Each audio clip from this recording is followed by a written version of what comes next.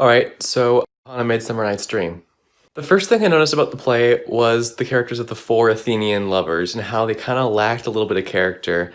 As I was reading, I kind of noticed that they all kind of seemed like really similar to one another, like you could have interchanged them a lot, like they were almost indistinguishable except for, who they were, I guess, jealous of or lusting after, that whole kind of thing.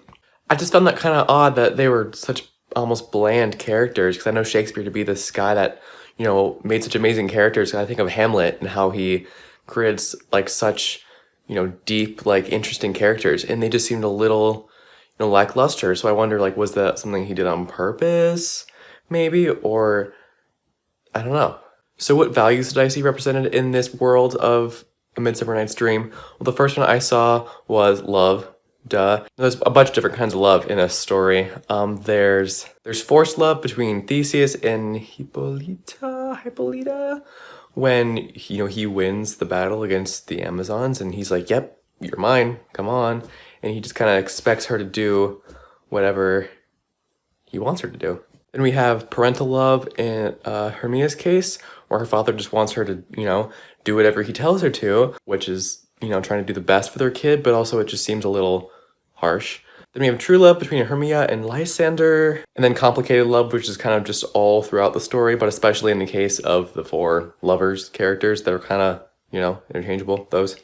In the second value I noticed really isn't a value, it's more just kind of a theme, I suppose, but that's jealousy. We see that again with the four lovers characters, how they're all jealous of one another. One person likes this person, but they like someone else, so they're jealous, and then they are in pursuit of another person, and then it's a never-ending cycle. And the four lovers are humans, and that's also true in the fairy realm. So, the king and queen, the fairies, are, both kind of jealous of one another because they have, a little bit of a love affair going on with their human world counterparts that they're in love with. So for something I didn't understand in the play, I decided to do some research into the flower that the king sends Puck to go get. Now, the actual name of the flower is Love in Idleness, which I guess is quite fitting because, you put it on someone's eyes and they're sleeping and they wake up and then they're in love with the first person they see. So love in idle or sleep. Now, this flower actually is real. It's not usually called the Love in Idleness. It's actually more called the pansy nowadays, which you've probably heard of. You can get those at Home Depot in the springtime. And while they can't promise making someone fall in love with you, their heart-shaped petals are associated with love and romance all throughout history. Flowers and plants in general are also a very prominent feature in a lot of Shakespeare's writing. And in this play, the flower is usually in a scene where you'd expect Cupid to be shooting an arrow at somebody.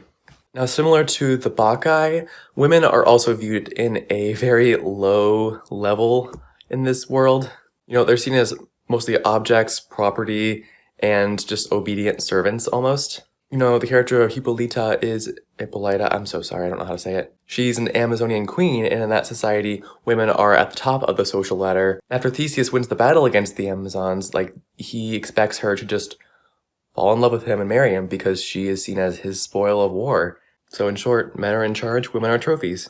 And in the obedience realm of women in this world, in this story, you see Hermia being expected by her father to be totally an obedient daughter to him, and she can't really make her own choices for herself. He reserves the right to punish her, he says, if she does anything out of line. And that really just kind of shows how women were not really seen as independent beings. They were supposed to just do whatever men said in their life. So considering how this play was obviously made in Shakespearean times, it would have all been played by men.